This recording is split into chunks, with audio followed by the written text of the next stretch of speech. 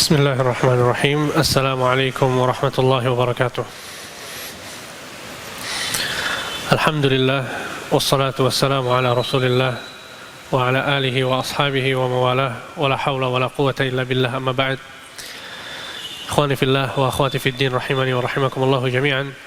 Alhamdulillah, kita bersyukur kepada Allah Azza wa Jal yang telah memberikan kepada kita semua banyak kenikmatan, sehingga pada kesempatan kali ini Allah Subhanahu wa Ta'ala memberikan kepada kita semua kesempatan untuk berkumpul dalam rangka menuntut ilmu. Dan kita yakin bahwa menuntut ilmu adalah ibadah yang sangat agung. Bahkan dalam sebuah hadis Nabi SAW bersabda, "Man ghada ilal masjid liyata'allama khairan aw yu'allimuh kana lahu ka ajri hajjin tamman hajjatuh." Barang siapa yang keluar dari rumahnya menuju masjid untuk mempelajari kebaikan atau untuk mengajarkan kebaikan, maka dia akan mendapatkan pahala sama persis seperti orang yang haji secara sempurna. Allahu Akbar. Tuh bayangkan, pahala haji didapatkan dengan apa? Dengan datang ke masjid untuk mempelajari kebaikan atau mengajarkan kebaikan. Semoga Allah Subhanahu wa Ta'ala memberikan keikhlasan kepada kita semua agar kita mendapatkan ganjaran yang besar. Ikhwani fillah wa akhwati fiddin, teman-teman sekalian yang dimuliakan Allah, pada kesempatan kali ini kita akan membahas tentang kisah seorang nabi yang sangat mulia. Beliau adalah Nabi Ibrahim alaihissalam. Nabi Ibrahim adalah seorang nabi yang memiliki kekhususan yang tidak dimiliki oleh nabi-nabi yang lain. Beliau adalah orang yang sangat mulia, sangat dekat dengan Allah Subhanahu wa Ta'ala. Sampai-sampai Allah Subhanahu wa Ta'ala menjadikan Ibrahim sebagai kekasih Allah. Allah Subhanahu wa Ta'ala berfirman dalam sebuah ayat, "Wattakhadallahu Ibrahim khalila." Dan sesungguhnya Allah telah menjadikan Ibrahim sebagai kekasihnya. Kekasih di dalam bahasa Arab itu ada banyak redaksi yang mengartikan kekasih, tapi ketika dikatakan bahwa seseorang adalah khalil, maka ini adalah tingkatan cinta yang paling tinggi. Al-khullah adalah tingkatan cinta yang paling tinggi. Sehingga Rasulullah SAW bersabda dalam sebuah hadis, "Fa innallaha qad ittakhadhani khalilan kama ittakhadha Ibrahim khalila." Kata Nabi SAW, sesungguhnya Allah telah menjadikanku sebagai khalilnya, sebagaimana Allah menjadikan Ibrahim sebagai khalilnya. Maksudnya kekasih. "Walau kuntu muttakhidan min ummati khalilan lattakhadtu Abu Bakrin khalilan." Kalau aku boleh untuk menjadikan seseorang sebagai khalilku, maka aku akan jadikan Abu Bakar sebagai khalilku. Ya, sehingga khullah adalah tingkatan kecintaan yang paling tinggi. Dan ini hanya didapatkan oleh siapa? Nabi Muhammad dan Nabi Ibrahim alaihissalam. Kita yakin bahwa Nabi Muhammad SAW adalah sebaik-baik manusia secara mutlak. Ya, Nabi SAW bersabda, "Ana sayyidu waladi Adam yaumal qiyamah wala fakhr." Sesungguhnya aku adalah orang yang memimpin, ya, aku adalah pimpinan di hari kiamat kelak dari kalangan anak-anak Adam seluruhnya, dan aku tidak sombong, kata Nabi. Sehingga Nabi SAW orang yang paling mulia. Nabi yang paling mulia adalah Nabi SAW. Setelahnya adalah siapa? Nabi Ibrahim alaihissalam. Ya. Sehingga Nabi Ibrahim adalah Khalilullah. Ya, sebagaimana Nabi Ibrahim alaihissalam, beliau adalah sosok Nabi yang kita sebutkan namanya setiap hari. Setiap hari kita sebutkan namanya. Kapan kita menyebutkan nama Nabi Ibrahim? Ketika bersolawat. Ikhwan, ini sesuatu yang besar. Ketika nama seseorang dimasukkan oleh Allah Subhanahu wa Ta'ala di dalam syariat sholat. Setiap kali kita sholat, kita menyebut nama Nabi Ibrahim. Dari kita kecil sampai sekarang kita sholat, kita menyebut Nabi Ibrahim. Tidakkah kita ingin mengenal sosok orang ini lebih dalam lagi? Mengapa kemudian sosok Nabi Ibrahim sampai namanya disebut di dalam sholat? Setiap kita sholawat kita sebut namanya. Ini tidak lain dan tidak bukan karena keutamaan beliau. jerih payah beliau dalam berdakwah kepada Allah Subhanahu wa taala karena akidah, kekuatan iman yang dimiliki oleh Nabi Ibrahim alaihissalam, sebagaimana yang nanti akan kita sebutkan kisahnya. Dan juga Nabi Ibrahim alaihissalam di antara keutamaannya adalah bahwa di hari kiamat kelak ya ikhwan, kita tahu berdasarkan hadis-hadis Nabi Shallallahu Alaihi Wasallam bahwa manusia akan dibangkitkan dalam keadaan tidak berpakaian, tidak beralas kaki, dan mereka dalam keadaan tidak dikhitan. Nabi Shallallahu Alaihi Wasallam bersabda dalam sebuah hadis, "Yuhsyarul mar'u yaumal qiyamati hufatan, uratan, ghurla." Sesungguhnya setiap manusia yang dibangkitkan di hari kiamat kelak, mereka dalam keadaan tidak memakai alas kaki, tidak memakai pakaian, dan dalam keadaan belum disunat, belum dikhitan. Aisyah radhiyallahu anha ketika mendengar hadis ini, beliau bertanya kepada Rasul pertanyaan yang mungkin ada di benak kita ketika kita mendengar hadis ini. Kata Aisyah, "Wahai Rasulullah, bagaimana keadaan antara laki-laki dengan perempuan nanti di hari kiamat? Mereka nggak pakai pakaian." Maka Rasulullah SAW mengatakan, balil amru yawma idzin asyad. Sesungguhnya perkara pada hari tersebut itu lebih parah, lebih besar daripada hanya sekedar memikirkan kita nggak pakai baju. Ya ini di hadapan kita surga atau neraka. Di hadapan kita ada hisab, ada perhitungan amal soleh dan amal keburukan yang pernah kita lakukan di dunia. Di hadapan kita ada sirat, qantarah, jembatan yang didirikan oleh Allah Subhanahu wa taala di atas neraka jahanam. Perkaranya sangat besar, sehingga seseorang tidak lagi berpikir apakah dia pakai baju atau tidak. Melihat orang lain tidak pakai baju, itu udah gak terfikirkan sama sekali. Sehingga dalam kondisi seperti itu, manusia seluruhnya tidak ada yang pakai pakaian. Apa kata Nabi Shallallahu Alaihi Wasallam?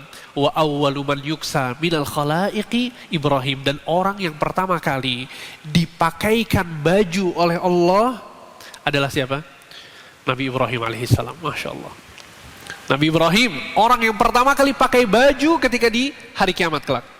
Ketika semua orang gak ada yang pakai baju, yang pertama adalah Nabi Ibrahim alaihissalam.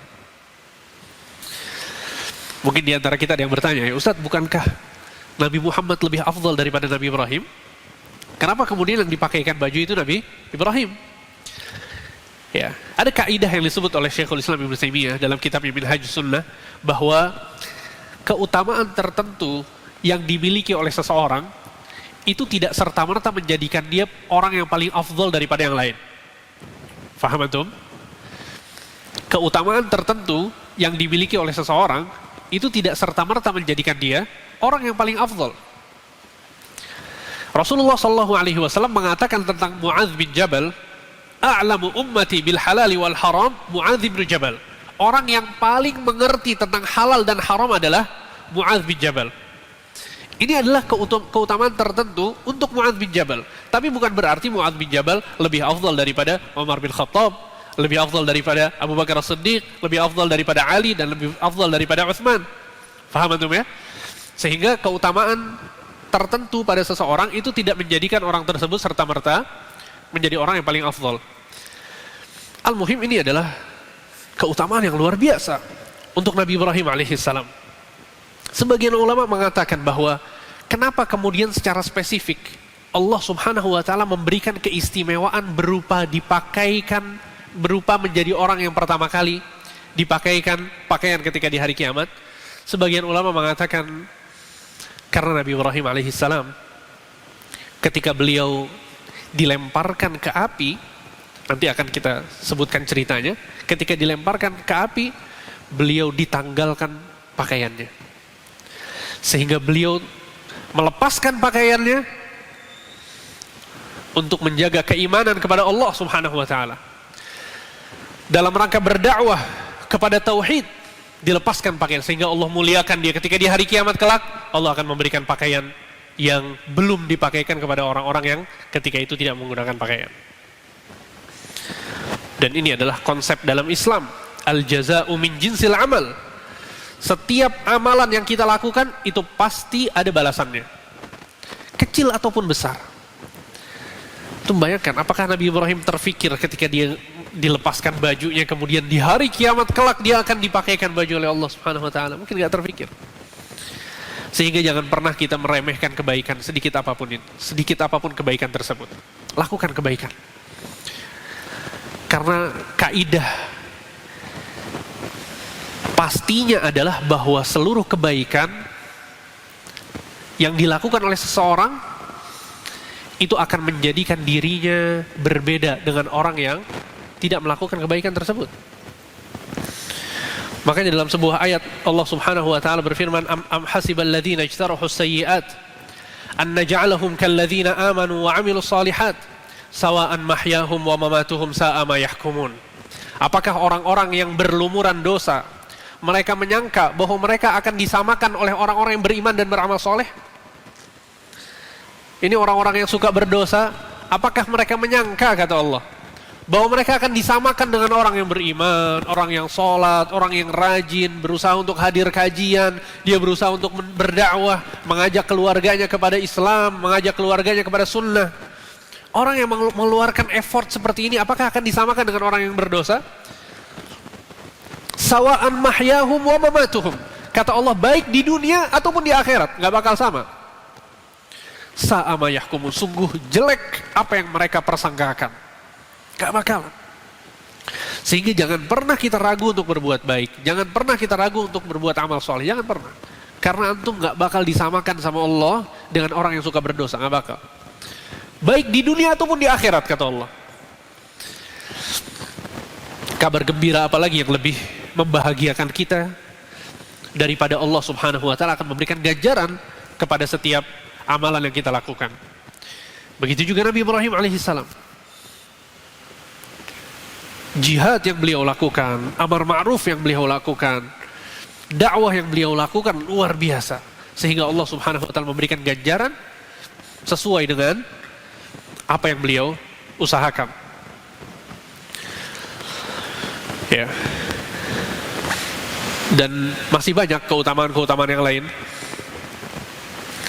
yang disebutkan oleh Allah Subhanahu wa ta'ala dalam Al-Quran dan hadis-hadis Nabi SAW dalam As-Sunnah. Ya, insya Allah nanti kita akan sebutkan keutamaan-keutamaan tersebut ketika kita melewati kisah-kisah tentang Nabi Ibrahim alaihissalam.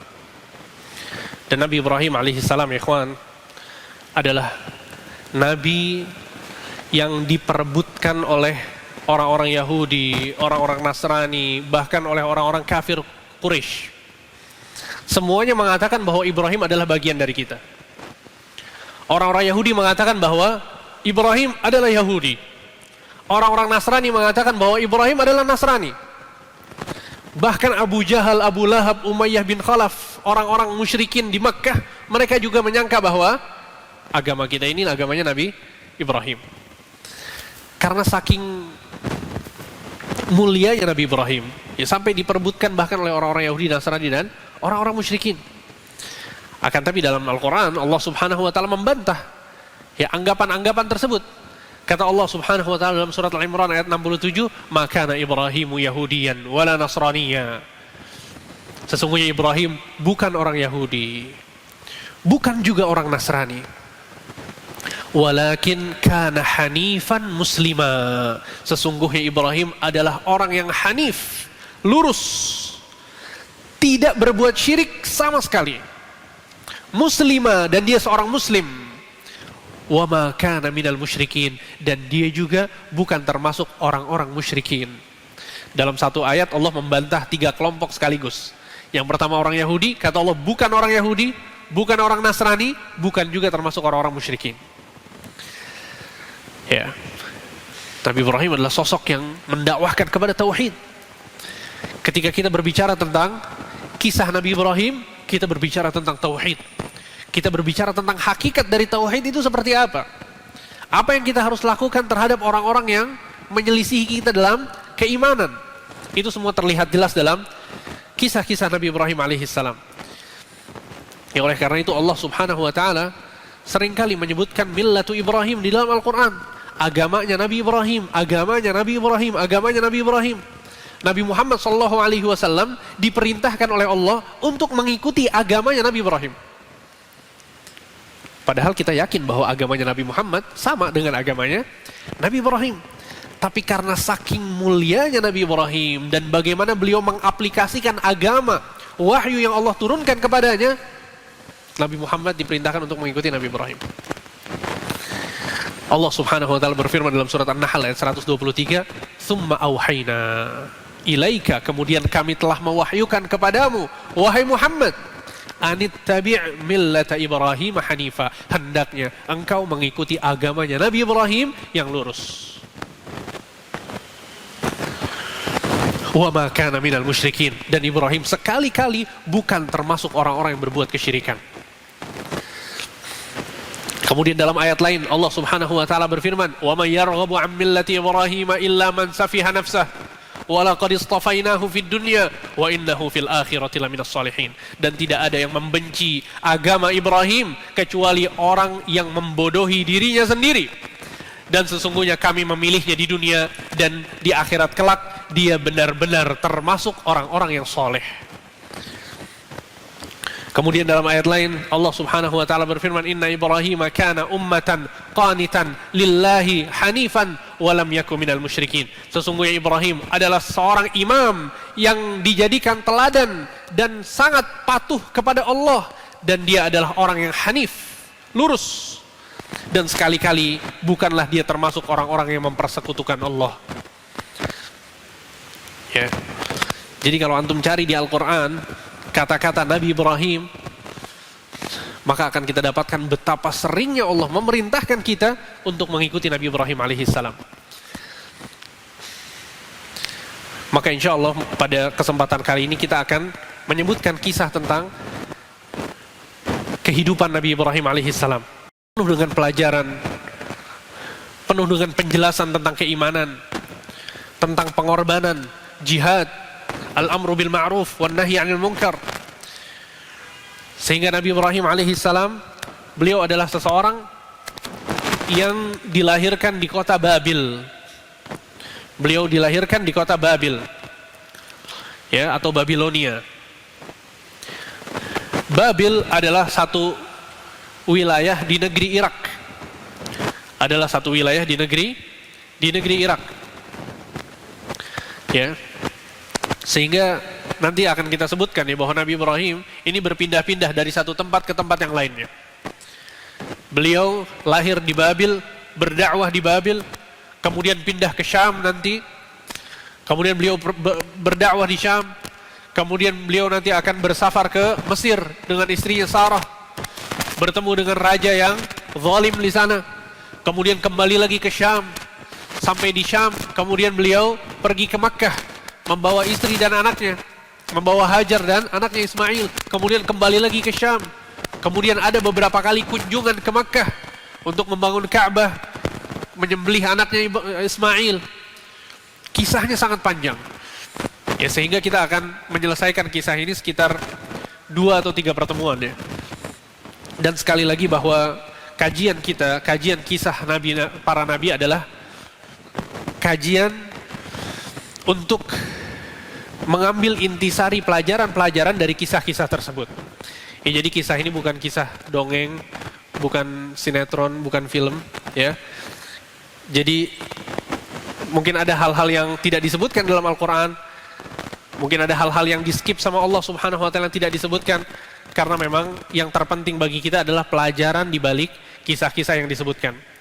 Tidak disebutkan seperti apa Nabi Ibrahim itu tumbuh kembang ketika beliau masih kanak-kanak. Kita tidak mendapatkan ya ayat-ayat Al-Quran atau hadis-hadis Nabi SAW tentang hal itu. Akan tapi yang jelas adalah bahwa Nabi Ibrahim alaihissalam, beliau terlahir dengan memiliki seorang ayah yang menyembah berhala, berbuat kesyirikan kepada Allah Subhanahu wa taala. Ayahnya adalah Najjar, tukang kayu,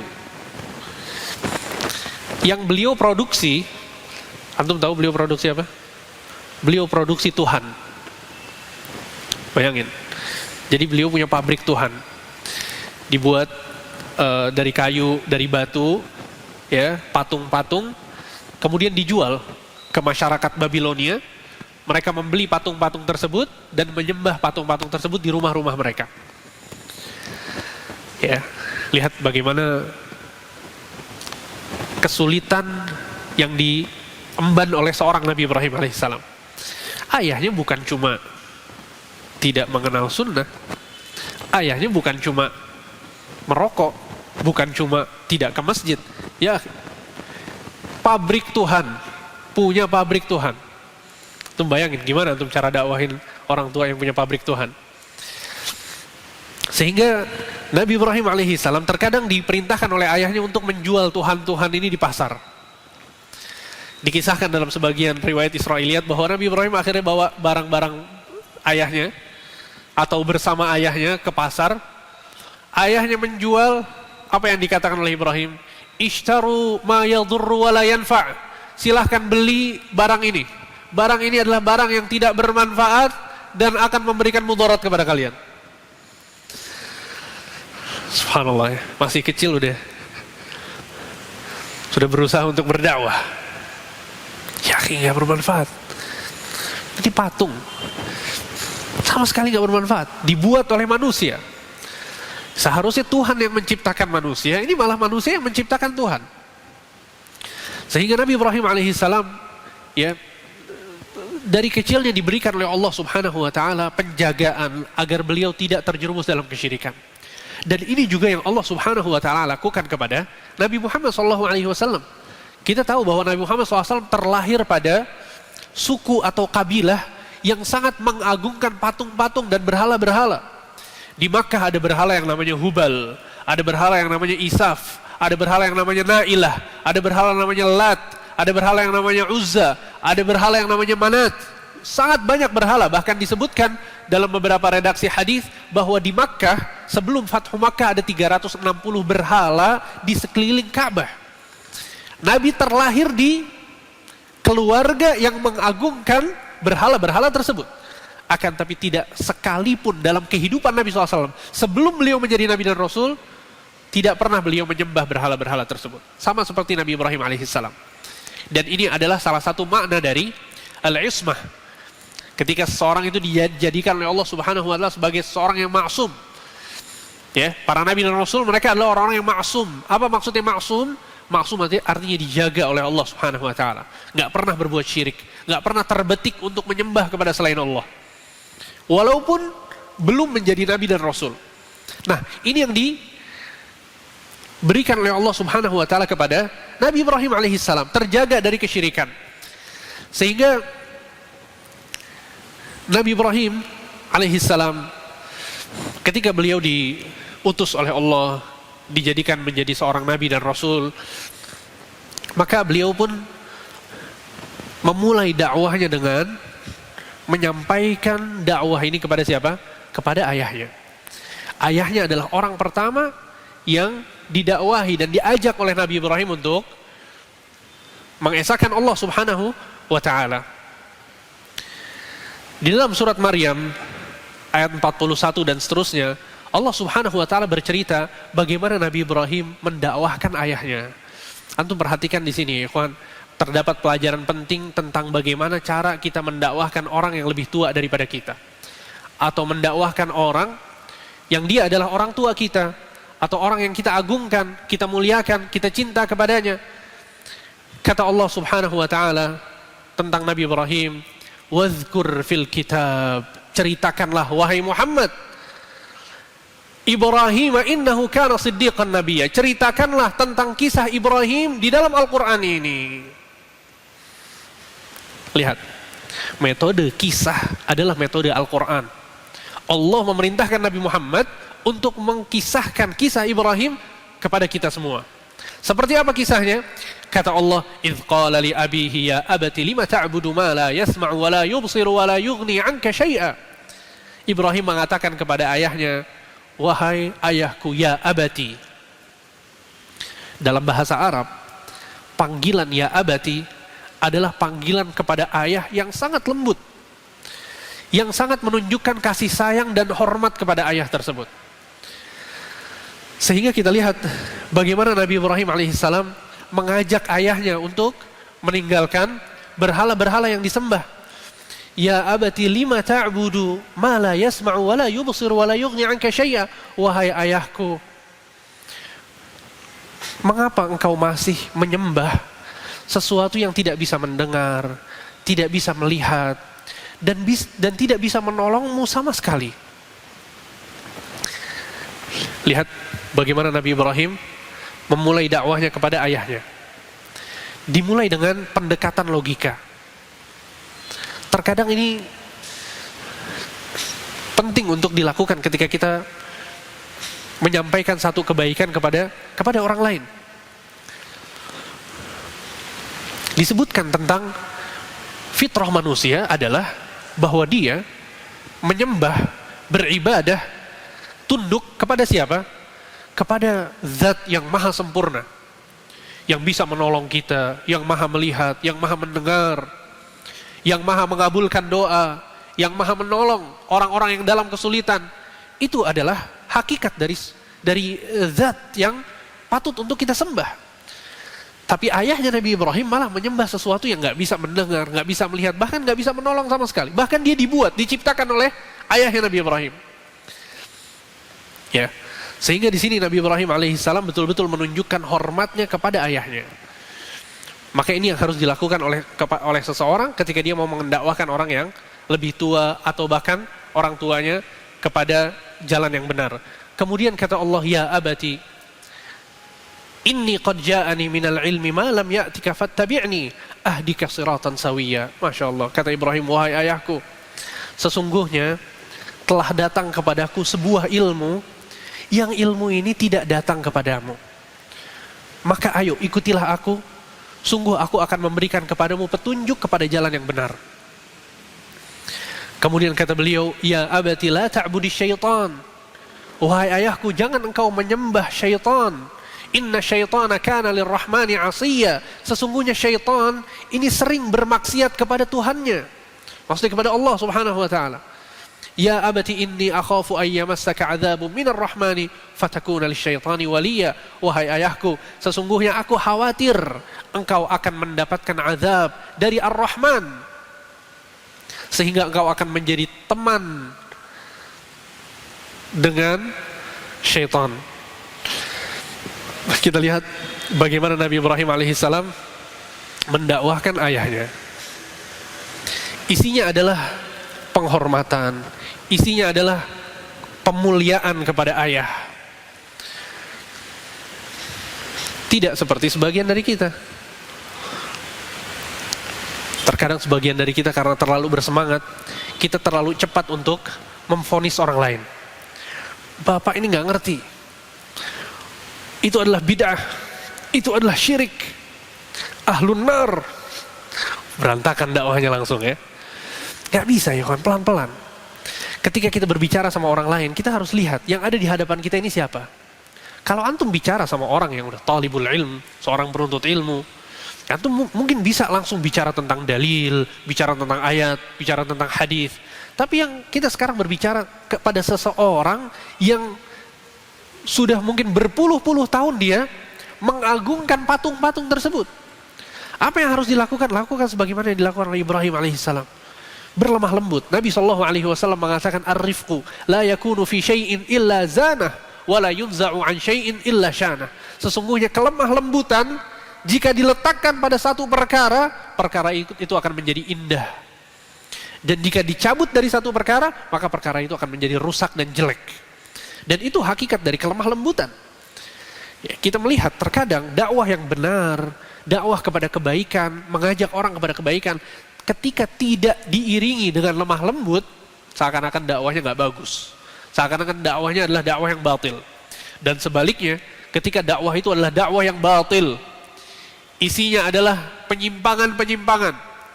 Tapi ketika disampaikannya dengan baik, dengan lemah lembut, pelan-pelan, seakan-akan itu adalah yang benar. Dan betapa banyak orang-orang awam yang terjatuh dalam kesalahan-kesalahan dalam pemikiran, sebabnya karena apa? Karena yang membawakannya lemah lembut. Betul atau tidak? Betul.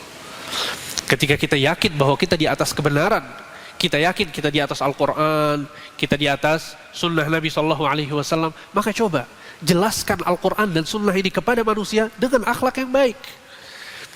Bukankah Nabi SAW selain beliau menyampaikan akidah yang benar, beliau juga adalah orang yang paling mulia akhlaknya? Wa innaka la'ala khuluqin azim, kata Allah Subhanahu wa taala. Sesungguhnya engkau wahai Muhammad adalah orang yang di atas budi pekerti yang sangat luhur. Nabi Muhammad akhlaknya luar biasa, ikhwan.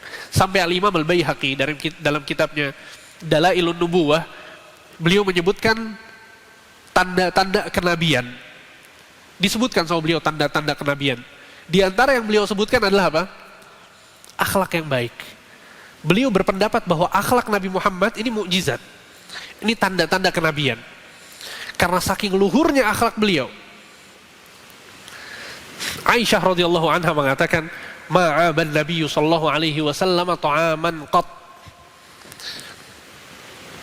Ini saya berusaha untuk memberikan satu contoh betapa mulianya akhlak Nabi SAW.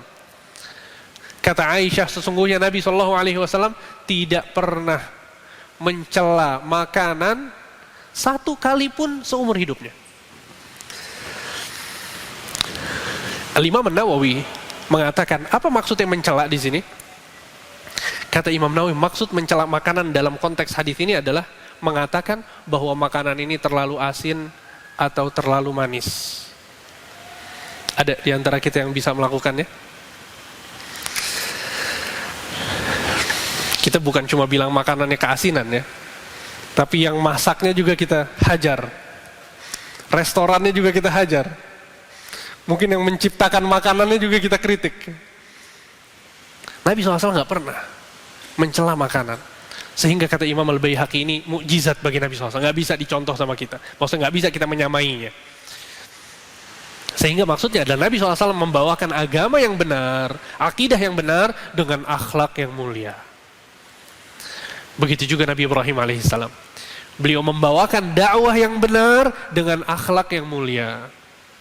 Maka jangan sampai, ya kawan, jangan sampai kita menyampaikan kebenaran, tapi akhlaknya ketinggalan. Jangan.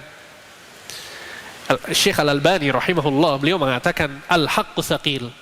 Kata beliau, ya ikhwan, kebenaran ini berat. Kebenaran ini berat. Antum mau menyampaikan dakwah yang benar ke orang, itu berat. Orang itu untuk menerima berat. Apapun konteksnya. Al-haqqu tsaqil. Kebenaran itu berat. Maka kata Syekh Al-Albani, jangan ditambah berat lagi dengan akhlak buruk kalian. Jangan. Ya. Oleh karena itu tipikal dari Ahlus Sunnah wal Jamaah, mereka adalah ghuraba. Mereka adalah orang-orang yang sedikit, orang-orang yang terasing. Udah kita terasing, mudah-mudahan ya, kita termasuk dari mereka, ditambah lagi akhlaknya buruk lagi. Ya, sehingga ini pelajaran yang sangat penting ya, yang bisa kita ambil dari kisah Nabi Ibrahim alaihissalam ketika beliau mendakwahkan ayahnya. Apa kata ayahnya ketika diajak oleh Ibrahim untuk meninggalkan Tuhan-Tuhan yang disembahnya, ya, patung-patung dan berhala tersebut? Kata ayahnya, qala araghibun anta an alihati ya Ibrahim. Ayahnya mengatakan, wahai Ibrahim, apakah engkau membenci Tuhan-Tuhan yang aku sembah? La illam tantahi la arjumannaka wahjurni maliya. Jika engkau tidak berhenti berdakwah, maka niscaya aku akan merajammu dan tinggalkanlah aku dalam waktu yang lama. Subhanallah, Nabi Ibrahim diusir oleh ayahnya padahal dia sudah mengatakan perkataan-perkataan yang baik. Maka Nabi Ibrahim pun mengatakan, qala salamun alaika sa'astaghfiru laka rabbi innahu kana bi hafiyya. Subhanallah. Kata Nabi Ibrahim, salamun alaik, semoga keselamatan Allah limpahkan kepadamu. Aku akan memintakan ampun untukmu kepada Tuhanku, innahu kana bi hafiyya, sesungguhnya Tuhanku sangat baik kepadaku. Masya Allah, diusir, mau dirajam, tapi jawabannya luar biasa. Lagi-lagi akhlak beliau mencirikan betapa mulianya Nabi Ibrahim alaihissalam. Ya, sehingga ini yang dijanjikan oleh Nabi Ibrahim alaihissalam untuk ayahnya, bahwa Nabi Ibrahim mau beristighfar kepada Allah untuk ayahnya. Ya, dan kita tahu bahwa ketika seseorang itu memiliki ayah atau memiliki ibu, ya, yang wafat dalam kekufuran, maka hukum Islamnya adalah bahwa kita nggak boleh mendoakan rahmat kepada mereka atau mendoakan ampunan kepada mereka. Sehingga Nabi Ibrahim alaihissalam ketika dia berjanji untuk mendoakan ayahnya dan memintakan ampun kepada Allah Subhanahu wa taala untuk ayahnya, Allah Subhanahu wa taala menegur ya Nabi Ibrahim dan menjelaskan hal ini dalam sebuah ayat, yaitu surat At-Taubah ayat 114. Kata Allah Subhanahu wa taala, "Wa ma kana istighfaru Ibrahim li abihi illa 'an mau'idatin wa'adaha iyyah." Ya, dan permintaan ampun dari Ibrahim kepada Allah untuk ayahnya tidak lain hanyalah karena suatu janji yang telah dia ikrarkan kepada ayahnya itu. Dia sudah berjanji. Falamma tabayyana lahu annahu aduwwun lillah tabarra'a minhu inna Ibrahim la'awwahun halim. Akan tetapi ketika jelas bagi Ibrahim bahwa ayahnya adalah musuh Allah, maka Ibrahim berlepas diri darinya. Sesungguhnya Ibrahim adalah seorang yang sangat lembut hatinya dan sangat penyantun. Sehingga Ibrahim pada akhirnya beliau ya taat kepada Allah Subhanahu wa taala untuk tidak mendoakan rahmat dan ampunan kepada ayahnya. Sesuatu yang dirasakan juga oleh Nabi Muhammad SAW. Rasulullah SAW ketika pamannya mau wafat ya di detik-detik terakhir dalam keadaan sakaratul maut, Nabi SAW mengajak pamannya Abu Talib untuk masuk Islam. Akan tapi kemudian di samping Rasul dan Abu Talib ada Abu Jahal yang mengajak, meneguhkan Abu Talib untuk terus di atas agama nenek moyangnya, di atas kesyirikan. Sampai akhirnya sebelum Abu Talib wafat, dia mengatakan, "Ana ala millati Abdul Muttalib." Aku di atas agama Abdul Muttalib. Dia pun wafat. Nabi SAW mengatakan, "La astaghfirannallaha lak ma lam unha anh." Aku akan beristighfar kepada Allah untukmu selagi Allah tidak melarangku. Lihat, perkataan Nabi SAW sama persis dengan perkataan siapa? Nabi Ibrahim. Karena rasa cinta yang ada di hatinya, ya tabiat dari seseorang yang sudah cinta kepada ayahnya, kepada pamannya, dia mau beristighfar kepada Allah. Sampai akhirnya Allah Subhanahu wa taala menurunkan sebuah ayat. Allah Subhanahu wa taala berfirman, "Ma kana lin-nabiyyi walladzina amanu an yastaghfiru lil musyrikin walau kanu uli qurba min ba'di ma tabayyana lahum annahum ashabul jahim." Kata Allah Subhanahu wa taala, tidak boleh bagi seorang nabi atau orang-orang yang beriman untuk beristighfar kepada orang-orang yang musyrikin. Walau kanu uli qurba, walaupun orang-orang tersebut adalah karib kerabat dekat dengannya. Mim ba'di ma tabayyana lahum annahum ashabul jahim. Setelah jelas bagi mereka bahwa yang meninggal itu adalah orang-orang yang akan dimasukkan oleh Allah ke dalam neraka jahim. Ya, sehingga ini adalah penjelasan dari Allah Subhanahu wa taala tentang ya mendoakan orang yang mati dalam keadaan kufur atau terjatuh dalam kesyirikan. Ya, dalam sebuah hadis yang sahih, Nabi SAW bercerita, "Yalqa Ibrahimu abahu Azar yaumal qiyamah." Di hari kiamat kelak, Nabi Ibrahim bertemu dengan ayahnya Azar. Ya, ayahnya Nabi Ibrahim namanya Azar. Wa ala wajhi Azar qataratun wa ghabarah. Di wajahnya Azar itu ada debu yang hitam. Wajahnya tertutup debu yang hitam. Maka Nabi Ibrahim mengatakan kepada ayahnya, "Alam aqul laka la ta'sini." Bukankah aku sudah memberitahukan kepadamu, jangan engkau menyelisihiku? Maka ayahnya mengatakan, "Fal yauma la a'sik." Hari ini aku tidak menyelisihimu. Fayaqulu Ibrahim, maka Ibrahim pun mengatakan kepada Allah, "Ya Rabbi, wahai Tuhanku, innaka wa'adtani alla tukhziyani yauma yub'atsun." Ya Allah, sesungguhnya engkau telah berjanji kepada aku untuk tidak memberikan kesengsaraan kepada aku di hari kebangkitan. Fa ayyu khizyin akhza min abil ab'ad. Maka kesengsaraan apa yang lebih besar daripada ketika seorang anak dijauhkan dari ayahnya. Fa yaqulullahu ta'ala, maka Allah pun berfirman, "Inni haramtul jannata 'alal kafirin." Sesungguhnya aku mengharamkan jannah, mengharamkan surga bagi orang-orang yang kafir. Ini kata siapa? Kata Allah Subhanahu wa ta'ala. Summa yuqal, kemudian dikatakan kepada Ibrahim, ya Ibrahim, wa ma tahta rijlaik, wahai Ibrahim, lihatlah ke bawah kakimu. Fayanzuru fa idza huwa bidhikhin multatikhin fayu'khadhu biqawaimihi fayalqa finnar. Ketika Nabi Ibrahim melihat di bawah kakinya, tiba-tiba beliau melihat seekor anjing hutan yang kotor, maka anjing itu mengambil kedua kaki ayahnya dan membuang ke neraka jahanam. Wal'iyadzubillah. Ini pelajaran besar ya kawan. Ya, pelajaran besar bagi kita semua, agar kita gigih untuk berdakwah dan berdoa kepada Allah Subhanahu wa ta'ala untuk memberikan hidayah kepada orang-orang yang kita cintai.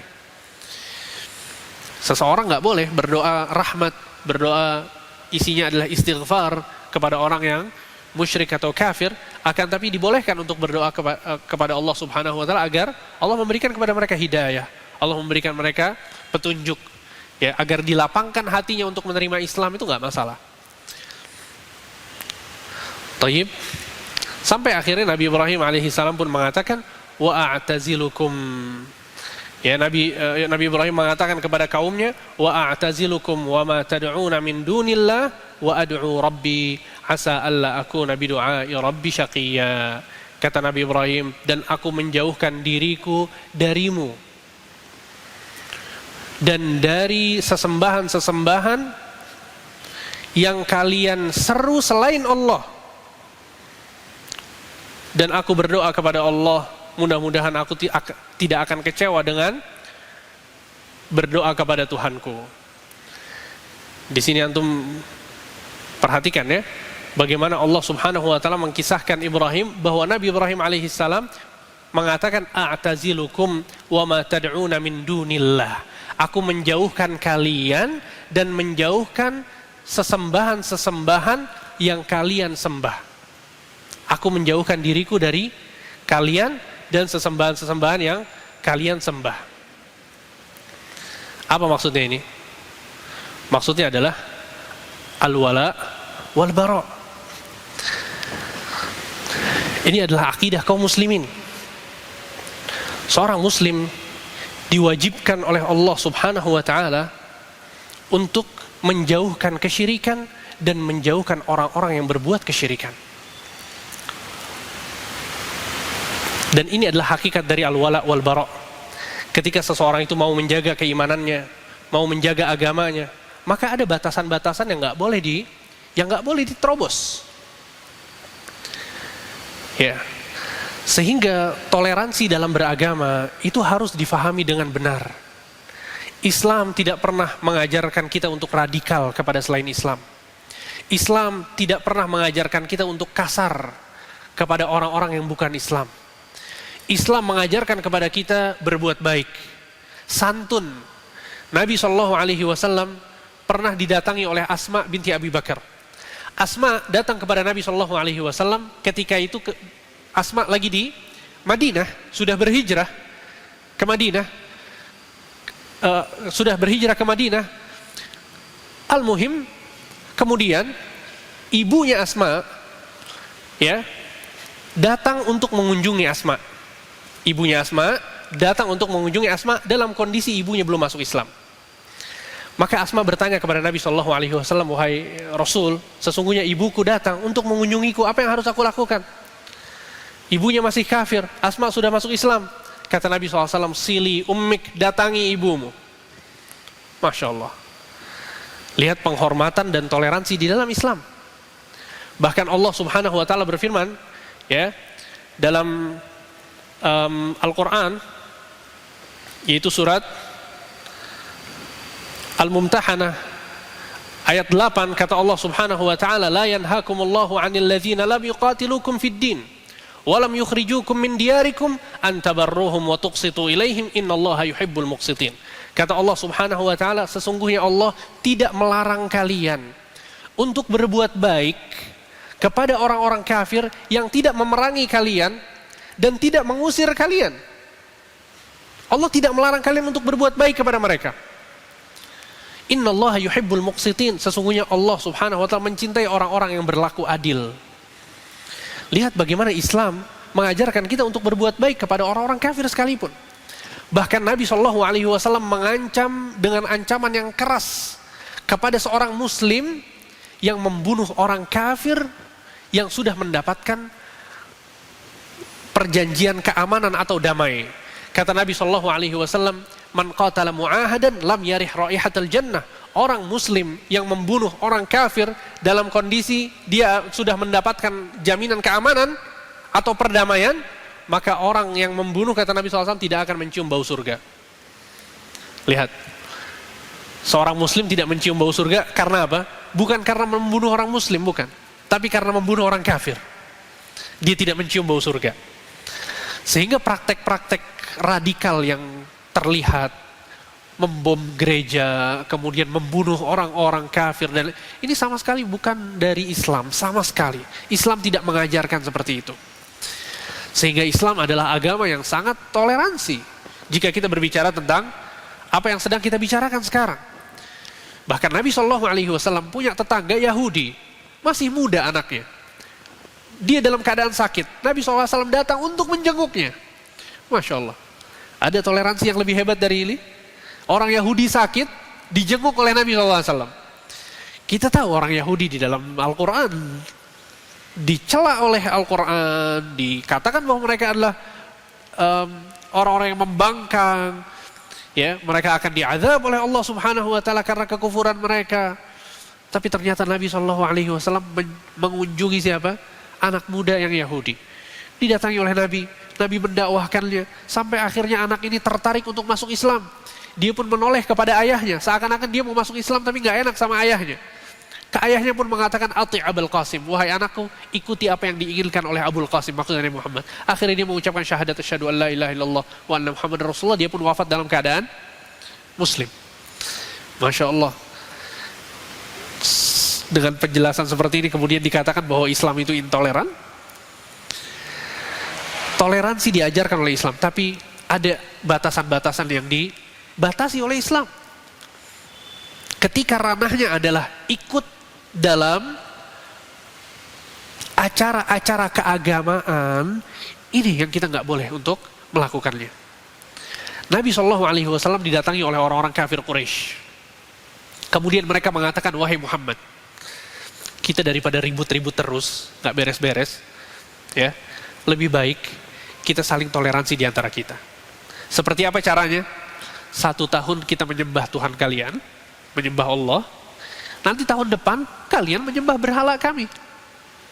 Di tahun berikutnya lagi kita menyembah Tuhan kalian lagi. Terus begitu kita gantian setiap tahun. Untuk apa? Toleransi. Supaya saling menyayangi, saling toleransi antar sesama manusia." Apa yang terjadi? Allah Subhanahu wa taala menurunkan surat apa? Al-Kafirun. Allah Subhanahu wa taala berfirman, "Qul ya ayyuhal kafirun," katakan wahai Muhammad, wahai orang-orang kafir, "La a'budu ma ta'budun." Aku tidak bisa tidak menyembah apa yang kalian sembah. "Wala antum 'abiduna ma a'bud." Dan juga kalian tidaklah menyembah apa yang kami sembah.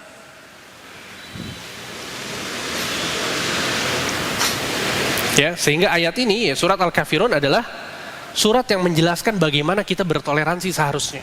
Ketika diajak untuk mengikuti acara orang-orang kafir, maka kita nggak boleh ikut. Ya, "Qul ya ayyuhal kafirun," wahai orang-orang kafir, "la a'budu ma ta'budun." Sesungguhnya aku tidak menyembah apa yang kalian sembah. "Wala antum 'abiduna ma a'bud." Dan sesungguhnya kalian juga tidak menyembah apa yang aku sembah. "Wala ana 'abidum ma 'abadtum." Dan aku tidak mungkin menyembah apa yang kalian sembah. "Wala antum 'abiduna ma a'bud." Dan kedepannya juga kalian tidak perlu kemudian memaksakan diri untuk menyembah apa yang aku sembah. "Lakum dinukum waliyadin." Bagi kalian agama kalian, bagi kami agama kami. Sebagian orang salah paham lagi baca surat Al-Kafirun. Akhirnya mengatakan apa? Oh, berarti semua agama benar. Tidak begitu. Islam mengajak semua manusia untuk masuk Islam, akan tapi tidak boleh memaksa. Allah Subhanahu wa taala berfirman, "La ikraha fid din." Tidak ada paksaan dalam agama. Nggak ada. Kita mendakwahkan orang lain, kita nggak boleh maksa. Harus dia masuk Islam. Nggak, ini biar dia yang berpikir, itu hidayah dari Allah Subhanahu wa taala. Kita hanya mengajak. Itu tugas kita. Sehingga lakum dinukum waliyadin, bagi kalian agama kalian dan bagiku agamaku. Ya, sehingga ini yang dimaksudkan dengan toleransi dalam beragama, bahwa kita berbuat baik kepada mereka, kita nggak boleh mengganggu mereka, apalagi sampai membunuh, dan kalau terjadi Allah mengancam orang tersebut tidak akan mencium bau surga. Akan tapi kalau masalahnya adalah acara keagamaan, maka kita nggak ikut. Sebagaimana mereka juga nggak usah ikut dalam acara keagamaan kita, nggak masalah. Faham antum? Sehingga ini satu hal yang sangat penting sekali untuk difahami. Ya apalagi sekarang kita di bulan apa? Bulan Desember. Biasanya pembicaraan tentang toleransi dan lain sebagainya berkembang di bulan-bulan seperti ini.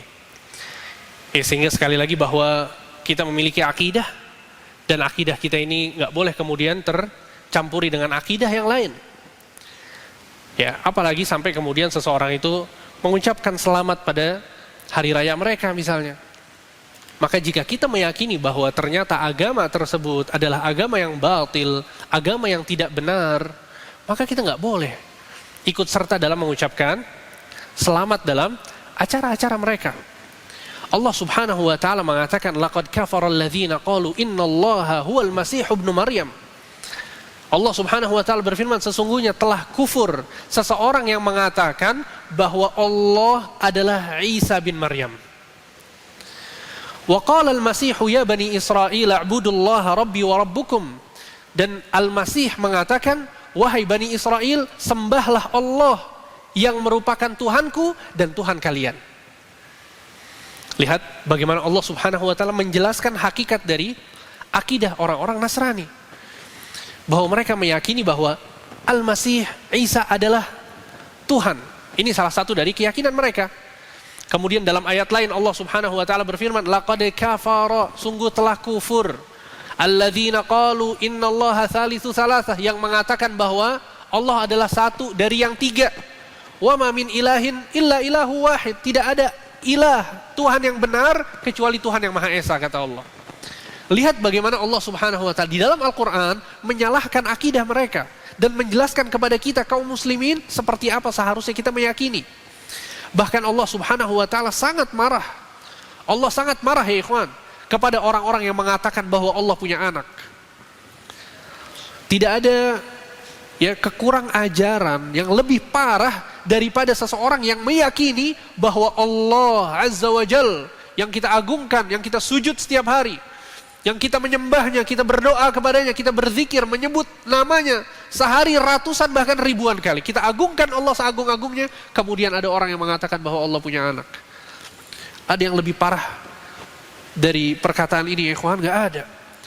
Oleh karena itu dalam surat Maryam ayat 88 Allah Subhanahu wa taala marah besar. Perhatikan apa kata Allah Subhanahu wa taala. Wa qalu ittakhadhar rahmanu walada. Mereka mengatakan bahwa Ar-Rahman memiliki anak. Laqad ji'tum syai'an idda, sungguh kalian telah mengatakan satu perkara yang sangat besar. Takadus samawati yatafattarna minhu wa tanshaqqul ardu wa takhirrul jibalu hadda. Hampir saja langit-langit ini terpecah, bumi terbelah, dan gunung-gunung runtuh. Lihat kemarahan Allah Subhanahu wa taala yang menghancurkan alam semesta. Sebabnya apa? Anda'u lirrahmani walada. Sebabnya adalah kata Allah, karena mereka mengatakan bahwa Ar-Rahman memiliki anak. Wa ma yanbaghi lirrahmani ayyattakhidha walada. Dan tidak boleh, tidak mungkin kata Allah, Ar-Rahman, Allah Azza wa Jalla memiliki anak, enggak mungkin. Bahkan Allah Subhanahu wa taala menurunkan satu surat khusus yang menjelaskan tentang hal ini. Surat apa? Surat Al-Ikhlas. Qul huwallahu ahad, Allahus samad, lam yalid walam yulad. Allah tidak punya anak dan tidak diperanakkan. Walam yakun lahu kufuwan ahad, dan Allah tidak seperti siapapun, tidak ada tandingan bagi Allah Subhanahu wa taala. Bagaimana mungkin kemudian Allah disamakan dengan manusia, menikah dan punya anak? Sehingga ketika kita mengetahui bahwa Allah Subhanahu wa taala sangat marah, sangat murka, sampai alam semesta ini sampai hampir saja hancur karena perkataan tersebut, kemudian kita mengatakan selamat pada acara keagamaan mereka. Mungkin dilakukan ya ikhwan? Gak mungkin. Antum bayangkan ketika orang tua kita diyakini dengan keyakinan yang buruk. Orang tua kita diyakini dengan keyakinan yang buruk. Dan orang tua kita sangat marah besar dengan keyakinan tersebut. Kemudian berkumpullah orang-orang yang meyakini dengan keyakinan ini tentang keluarga antum, tentang orang tua antum. Mereka berkumpul untuk merayakan keyakinan tersebut. Faham sampai di sini? Mungkin antum datang kepada mereka kemudian antum mengatakan, oh selamat ya. Mungkin? Gak mungkin. Secara fitrah gak mungkin. Kenapa gak mungkin? Karena ini menghina orang tua. Bagaimana dengan Allah subhanahu wa ta'ala? Jelas-jelas dalam Al-Quran Allah marah. Jelas-jelas dalam Al-Quran Allah menurunkan satu surat khusus yang membantah statement dan keyakinan ini. Bagaimana mungkin kemudian kita datang kepada mereka dan memberikan selamat kepada mereka? Sehingga di sini gak ada yang, ya ikhwan, kita berbicara, kita berkeyakinan sesuai dengan apa yang Allah inginkan. Sesuai apa yang Rasul SAW arahkan kepada kita.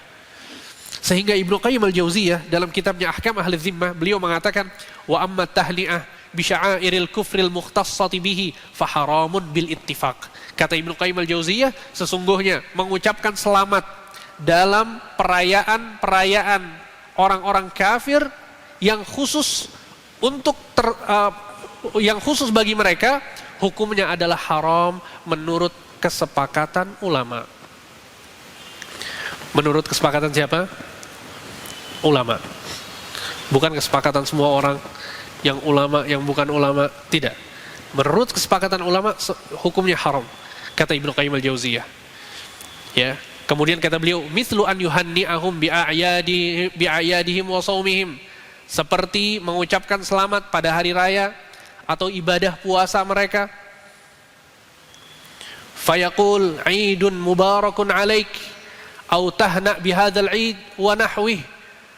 Kata Ibnu Qayyim al-Jauziyah, seperti dengan mengatakan Id Mubarak alaik, selamat hari raya, semoga engkau diberkati, atau tahna bihadzal Id, selamat berbahagia pada hari raya ini, atau yang dengan semisalnya. Kata Ibnu Qayyim al-Jauziyah, jelas-jelas ini adalah sebuah keharaman yang disepakati oleh para ulama.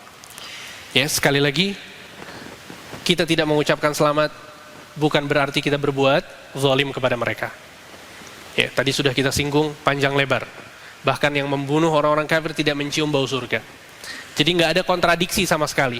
Kita tidak berbuat zalim, ya, kita berbuat baik kepada mereka, kita tunjukkan akhlak Islam kepada mereka, tapi cuma dalam kondisi seperti ini, ya, ketika dalam hari raya mereka kita tidak mengucapkannya. Faham antum? Semoga bisa difahami dengan baik. Sehingga Nabi Ibrahim alaihissalam, ya, mendakwahkan ayahnya, mengajak ayahnya kepada Islam untuk meninggalkan sesembahan-sesembahan dan berhala-berhala yang dibuat dan disembah oleh ayahnya, akan tapi ayahnya tidak mau untuk mengikuti apa yang disampaikan oleh Nabi Ibrahim alaihissalam. Taib. Ya, dakwah kepada ayahnya, beliau pun berdakwah kepada kaumnya, mengajak mereka agar mereka meninggalkan sesembahan-sesembahan selain Allah dan berhala-berhala yang mereka sembah. Kisah tentang Nabi Ibrahim dengan kaumnya cukup panjang ya ikhwan, sehingga insya Allah akan kita bahas pada pekan yang akan datang.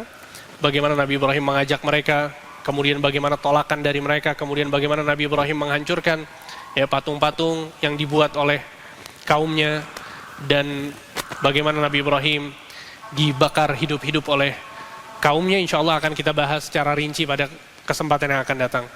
Subhanakallahumma wa bihamdika asyhadu an la ilaha illa anta astaghfiruka wa atubu ilaik. Shallallahu ala nabiyina Muhammad wa ala alihi wa sahbihi ajma'in.